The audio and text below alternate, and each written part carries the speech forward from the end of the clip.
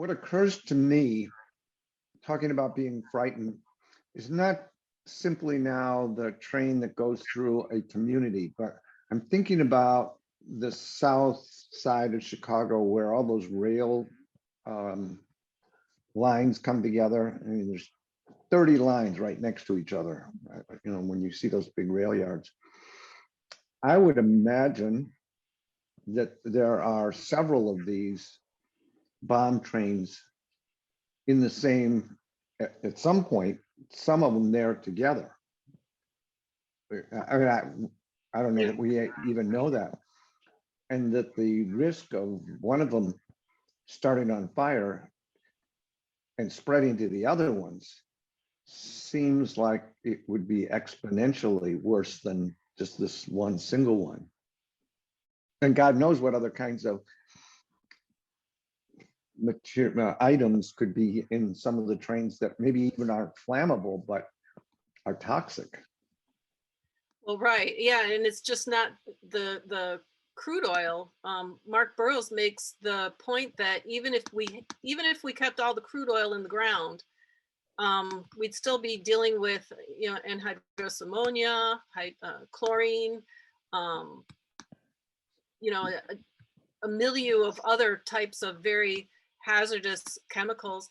And the derailment in East Chicago, I was going to try to find a slide on that real quick. Maybe I can show it to you later when I can kind of sift through my slides. But where that derailed, and you never heard anything about this on the news, but one of the engineers that we've been working with, Shelley Burke in Chicago, she actually went and saw where that derailment was. And I you know, used Google Earth to kind of scan the area, because they did talk about a pipeline. They never showed anything, but I'm thinking, where is that pipeline going? So when I took a closer look, where that train derailed was right near a petroleum storage facility. You know, and when you pan it out, it wasn't just one storage facility, it was a whole bunch of them. I mean, the potential of that derailment would have made Lac-Mégantic look like peanuts. So, you know, we need to take a look at areas like that. And, you know, Rosemary had made a really good point, you know, about emergency preparedness. Emergency preparedness is something we need to do in terms of, you know, what can we do to raise awareness? What can we do to protect ourselves? But it is not even a Band-Aid. This will never be safe. The Washington derailment pretty much, it just seals the deal. You know, because they'll talk about the safer tankers, they'll talk about, you know, pressure cars, they'll talk about, you know, more engineers, but it was a perfect day, perfect weather, straight tracks, new tank cars, 7 miles an hour. It derailed, it caught fire, and it exploded. And, you know, we've got kids in schools right next to this. We've got parents who don't know that their children could be at risk.